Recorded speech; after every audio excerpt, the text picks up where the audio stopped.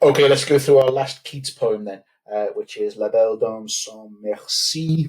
I'll put that on screen in a moment. You'll have to get used to me coming back to this screen to pause it every once in a while, just so I can have a breather in between what I'm talking about. So let's get the poem in front of us. Here it is. So, yeah, The Beautiful Woman Without Mercy. Um, First of all, consider in what way she is supposedly without mercy. So, one argument or one interpretation goes that she's shown him true joy and true pleasure, showing the knight at arms, who you can see on the wonderful pre-Raphaelite painting there. She's shown him true joy and true pleasure, but she disappears. She abandons him. And that's arguably the way in which she is without mercy. So if you look at number one here, interpretation number one on screen, that arguably fits in with that kind of interpretation. Yeah, he's the knight at arms, so therefore he is, in one sense, from one perspective, Keats an ambiguity, the interchangeable nature of sort of protagonist and antagonist, in a way that tragedies have some of that, but nowhere near in the complexity, the moral ambiguity of the world which Keats creates. So he's the tragic protagonist, very simply. He's a great man in terms of status. He's a knight at arms, as you see in the first line there. So he has that height from which you can fall, the fatal flaw of his hamartia. Now, we'll debate what these are. Is it blindness? Is it an element of pride and hubris in this kind of sense of assumption that she is his, she is there for the taking, all this kind of stuff. But more of that when we get into it. There is a variation on that, of course. He doesn't die. He's not brown bread by the end of the poem.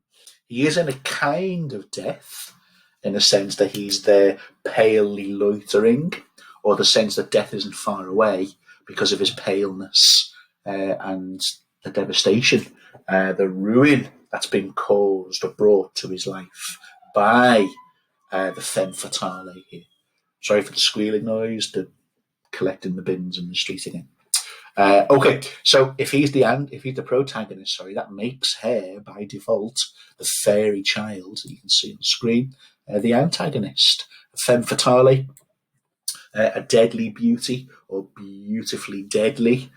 You've seen similar in Lamia, of course, but this is Keats, so we shall also strongly consider interpretations 2 and 3.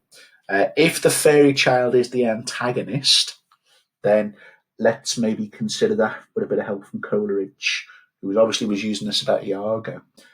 Is she driven by motiveless malignity? So as we'll see in stanza X or 10, when the knight has his dream, you'll see pale kings, princes, pale warriors, death pale were they all. They cried, La Belle Dame sans Merci, as they enthrall. Okay. So, is that just similar to the witches really in Macbeth?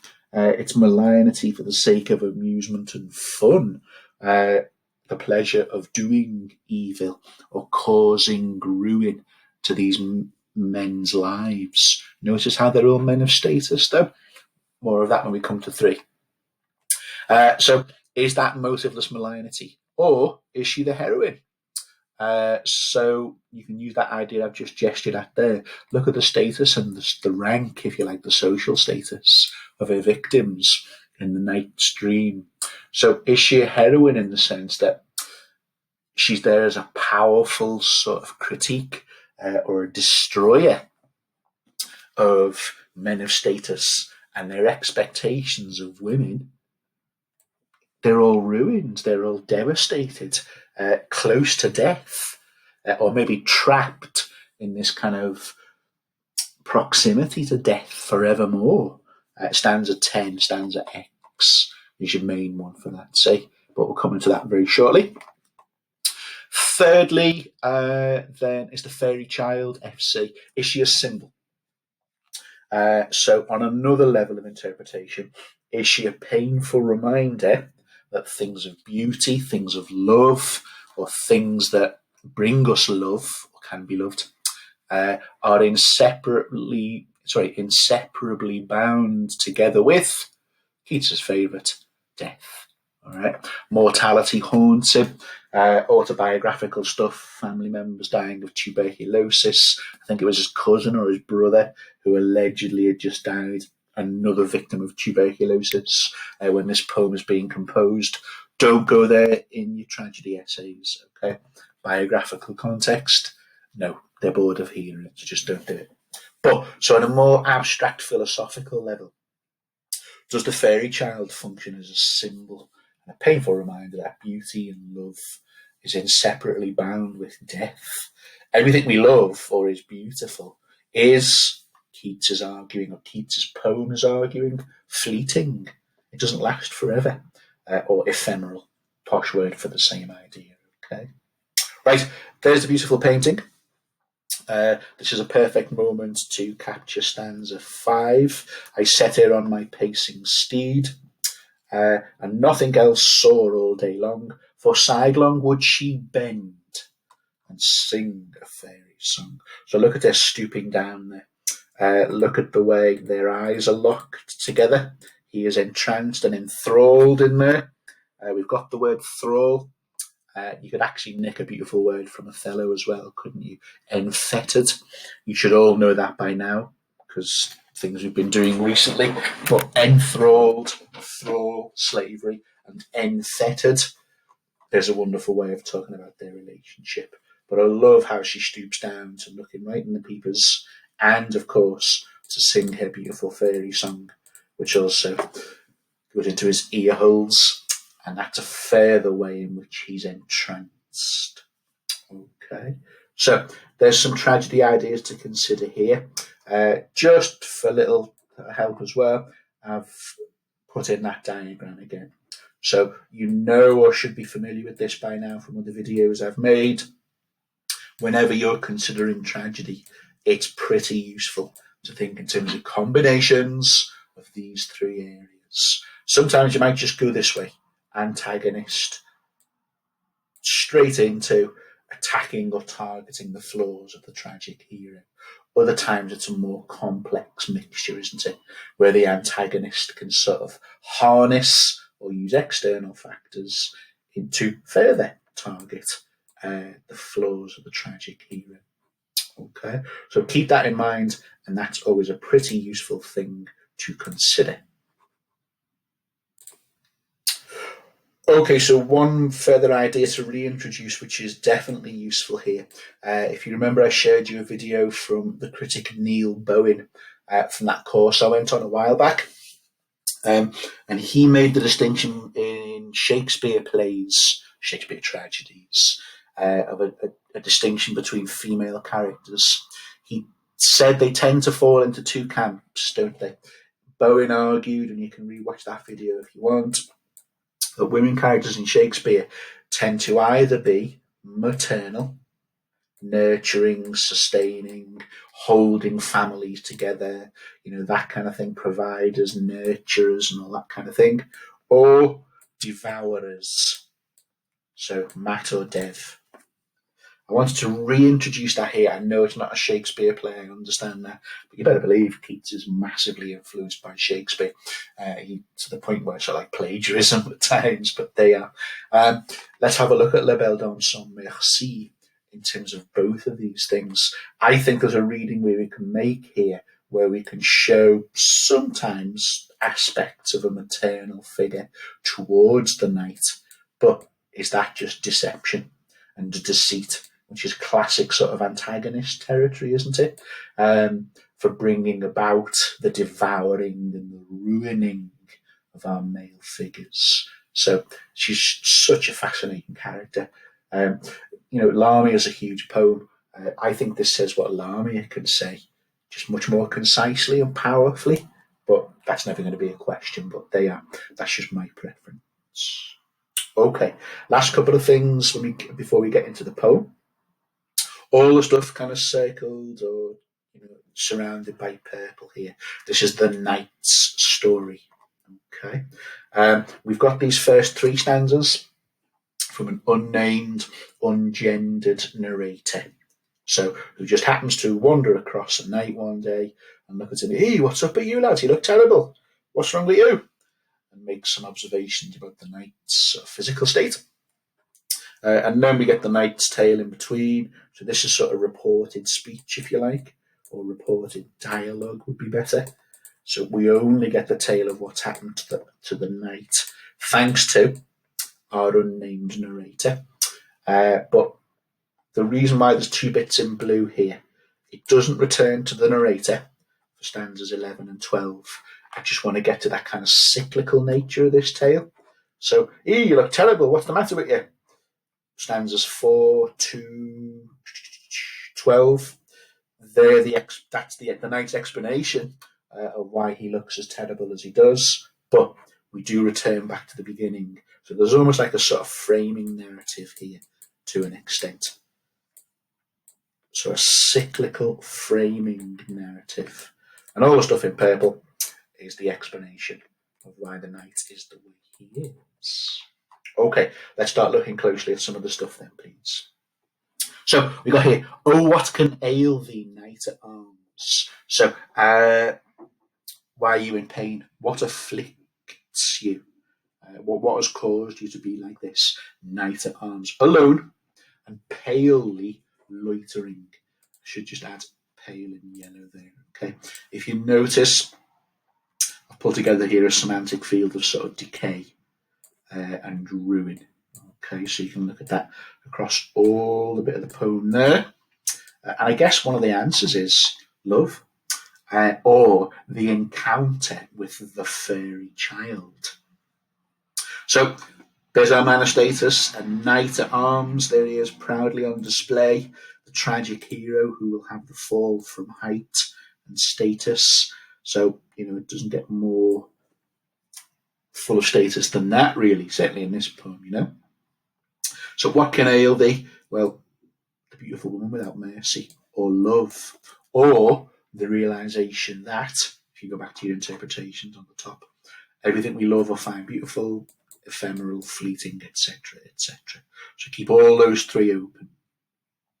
Now, look at the juxtaposition here. So in these 2 stanzas, the first 2 lines are devoted to the knight, and if you like, his physical appearance. They are juxtaposed with references to nature in the subsequent 2 lines. So there's an interesting little pattern to look at, I think, as well. Oh, and don't forget your A, B, C, B rhyme scheme.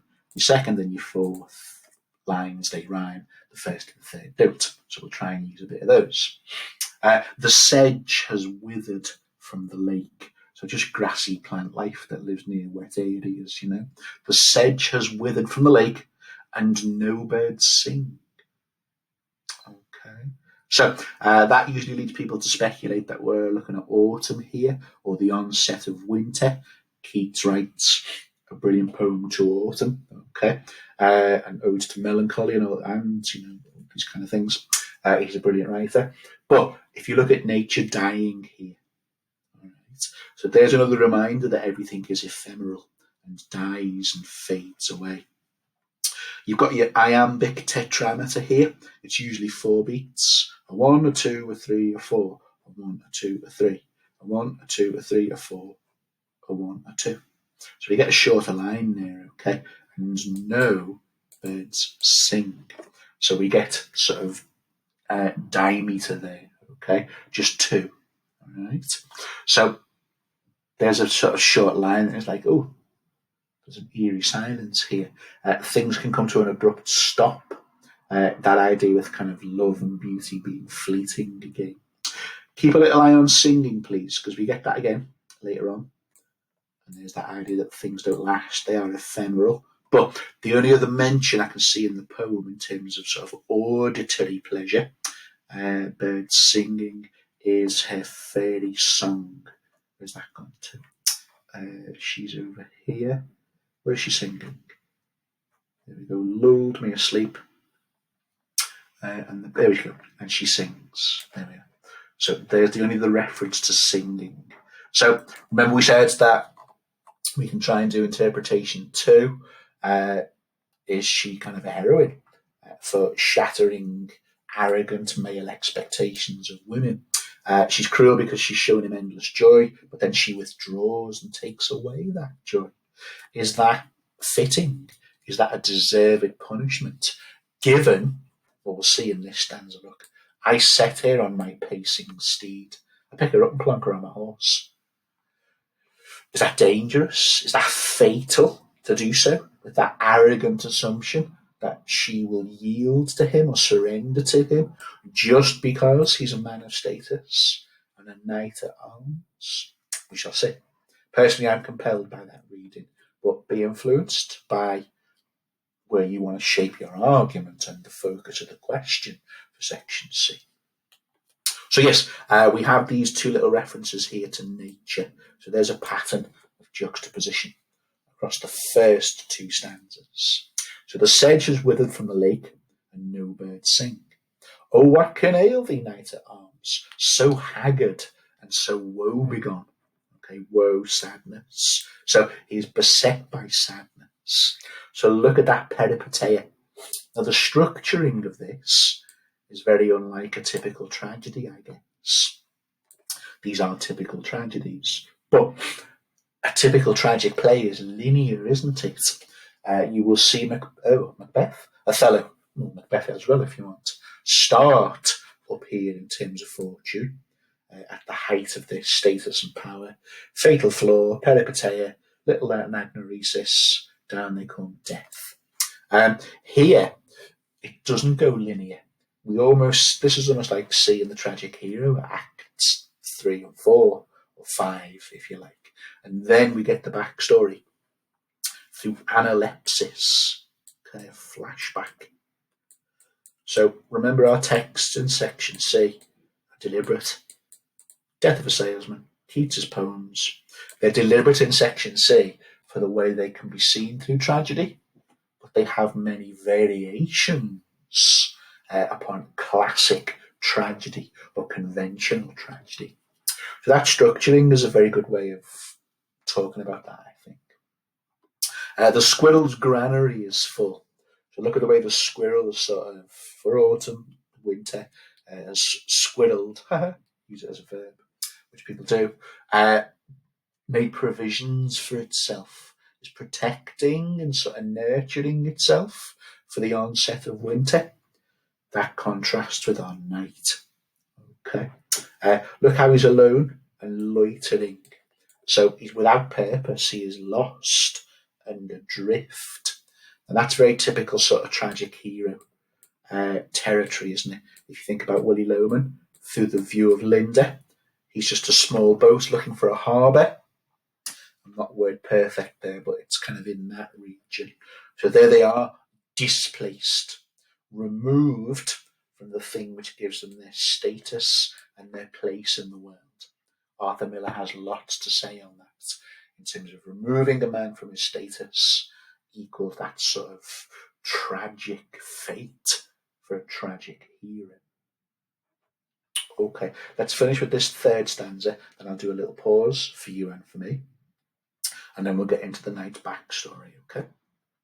So, let's have a look here. So, loitering and sing, again, you can attribute to the effects of the femme fatale, the fairy child.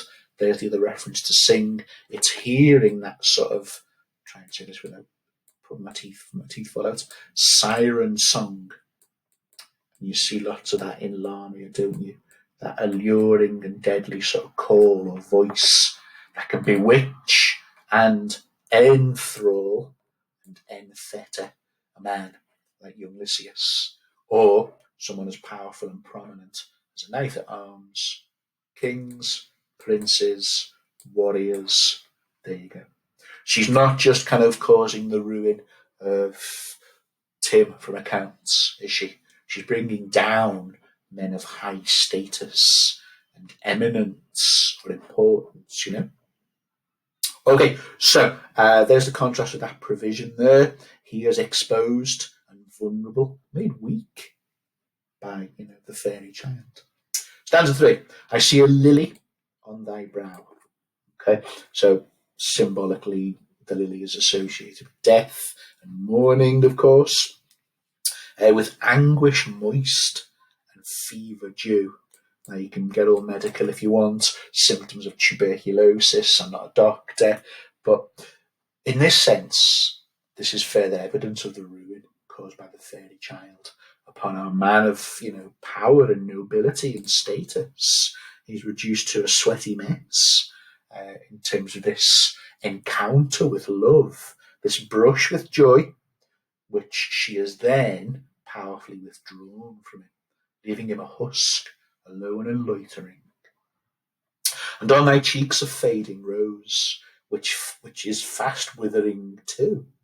So our unnamed persona here is genuinely shocked about the awful condition, physical and emotional condition, that our powerful knight at arms, look at him there, look, clad in his armour, there's his sword, powerful weapon. I like how the painter here, I've forgotten the name of the painter, is it Waterhouse? I'm not sure. I love how he's got, where's my cursor gone? Come back. There we go. I love how he's got the knight's hand still appearing to be in control by keeping hold of the horse on its harness, in one sense anyway. But look who's riding the horse. So, I don't know, there's the illusion that he's still in power and control, but look who's in the saddle. She's leading both the beast and, if you go for like readings 2 and 3, the other beast, the one who assumes and thinks he can take. Okay. Right then, so there's the first 3. Let's have a little pause there for the moment. Try and do this without killing the video. Okay, so let's resume with the knight's story, this analeptic moment here. So I met a lady in the meadows, full, beautiful. I don't underestimate that, okay? She is beyond compare. She is strikingly beautiful to the point where she's irresistible, she cannot be resisted in terms of looking at her, according to the knight's perspective anyway. A fairy's child. Now, here's where you might come in with reading 3. Is she some kind of symbol of, the fantasizing that men have, an impossible ideal? But I'm more drawn to reading sort of 2 here. So is she the heroine, using her beauty to sort of bring down the ruin of powerful men? So I'll leave that one with you. Her hair was long, her foot was light. So we're getting something kind of ethereal about it, not of the earth. In another way, you can look at that as being a sort of stealthy, silent figure.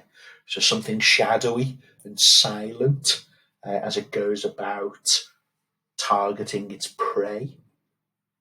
And her eyes were wild. Okay, so we had that used a couple of times in relation to the fairy child, or the child, if you like. Wild, wild eyes, honey, wild, wild honey, and her eyes were wild. So there is something of the supernatural about her as well, I think. A bewitching sort of quality.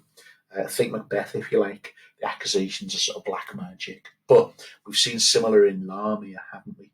With the power of Lamia to enchant and bewitch men.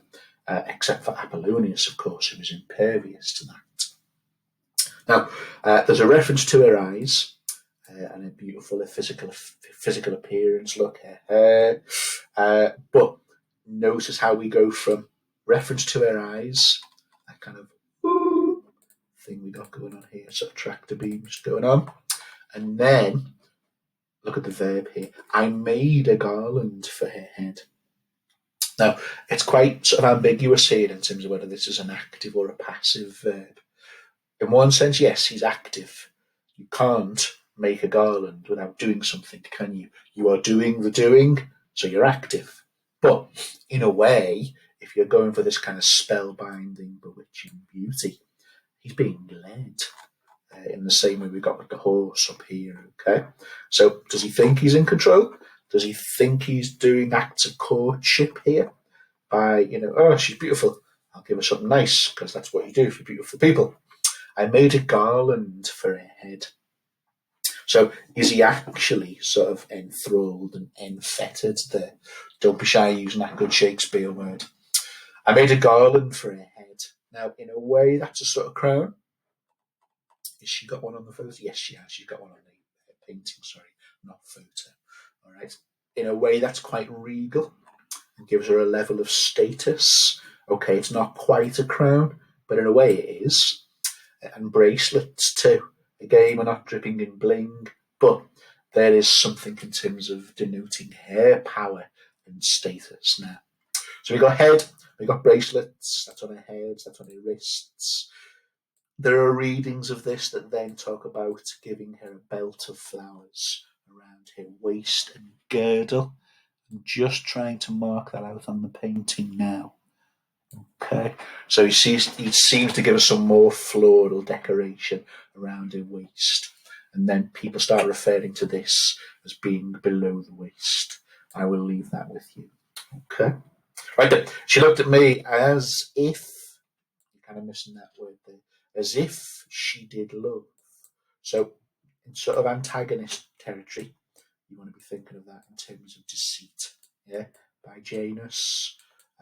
As many mouths as a hydra, the illusion and the appearance of things. She looked at me as if she did love. Now again, this is the illusion. This is why arguably she's without mercy, because she leaves him and he's there, well, we've seen him in the present, alone and palely loitering. And she made sweet moan.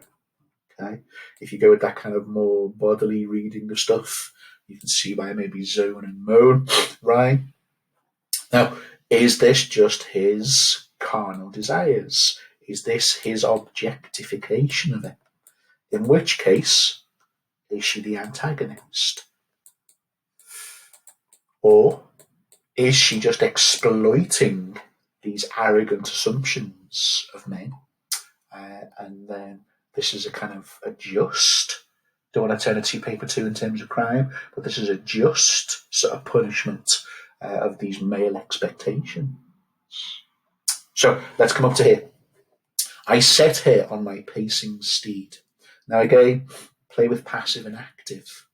He presumably picks her up and he does the placing on top of his horse. But again, is that the sort of thraldom? It's a very old-fashioned word, but or in his enthralled state from doing that. A little bit of research on the word steed comes from the Old English, meaning stallion, which obviously means a horse that still has its reproductive capabilities. So again, you can sort of see that as a kind of nod towards sexual encounters between the two of them, and that's arguably why he receives the punishment, and she abandons him. Okay, for wanting only that or being motivated by that. So I set her on my pacing steed, and look at the result, look at the consequence, and nothing else saw all day long. So I'll keep coming back up to the beautiful painting. I only have eyes for you. And we've seen similar in Isabella, of course, haven't we? And the dangers of that. Here it's even more sinister. So think about some of the ideas Keats tends to have. Seclusion and obsession, only looking at your betrothed or your loved one, can make you blind and ignorant to wider dangers. It can easily be a state of being enthralled and enfettered, as Iago says of Ozzy and Desi's relationship. Okay, I do love this line. For sidelong would she bend. Now look at the symbolic use of levels there. She is above him. She is superior. She is crowned by him. But she stoops just to kind of bring her quarry along a little bit, or to seduce him and hypnotize him. I don't think that's too strong a word here, with her siren song even further. So sidelong would she bend and sing a fairy's song. So go as siren-y as you want on that, okay? Remember, sirens just lure men, sailors into the rocks, just for malice and enjoyment and pleasure. No PlayStations around in the days of the Greeks, so they got their kicks by smashing sailors into the rocks, so they died. Now, here's where I brought up that idea from Bowen before. I I think this is very applicable here. Shakespearean women, they're either maternal or they're devourers. Look at the maternal qualities here. She found me roots of relish sweet. There's feeding and nurturing, yes, as it is with honey, and manna dew. So that's where in the Bible, God fed the Israelites, but they died. The promise was that if you eat the body, which is the bread, then you'll have everlasting life. So there's another little allusion towards that idea of love and beauty is fleeting. Nothing ever lasts forever. Okay, but look at the feeding there. And sure, in language strange, I almost think you can have a little contradiction there. So she absolutely, definitely 100% said, but in language strange, I love thee true. Okay, so I don't think you can vouch for the validity and the truthfulness of that, because he's under this kind of spell, this hypnotic sort of spell casting, you know. So I love thee true. Is that a criticism of what he chooses to perceive? Spellbound by her beauty. So very interesting to keep that idea of maternal, but with a view to devouring and ruining him. I know she doesn't eat him. She's not like something from the film Alien, but you get the idea, yes. She does consume him, in a sense, and spits him out as a hollow, pale, loitering husk at the end of the poem. All right. So in that way, always keep coming back to your tragedy stuff. Is she the antagonist of motiveless malignity? Or, given her previous victims, as we'll see in the next couple of stanzas, is this some kind of justified devouring or ruining of great men of status with their hubris and their pride being targeted by the antagonist? There you go. The diagram works again to bring about their peripeteia and death. Okay. So, lulled, very maternal. So that goes with that kind of feeding thing again. Oh, Mr. Stan's right. She took me to her elfin grot. So, a cave. Right. People read that in a sort of sexual way as well. I'm just going to draw you the entrance to a cave on the screen as much as I can with the mouse. And then you get a sense of what might be symbolically being spoken about there. That's all I'm going to say. This is puzzling behaviour here. And there she wept and sighed full sore. Now, is that an act?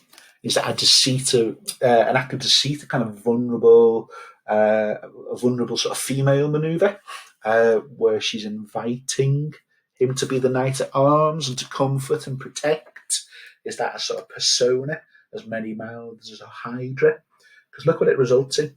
And there I shut her wild, wild eyes with kisses for. Now, you're expecting at that stage for her to go to sleep. So closing of eyes, protecting, sleeping, a good night kiss almost. But look, and there she lulled me asleep.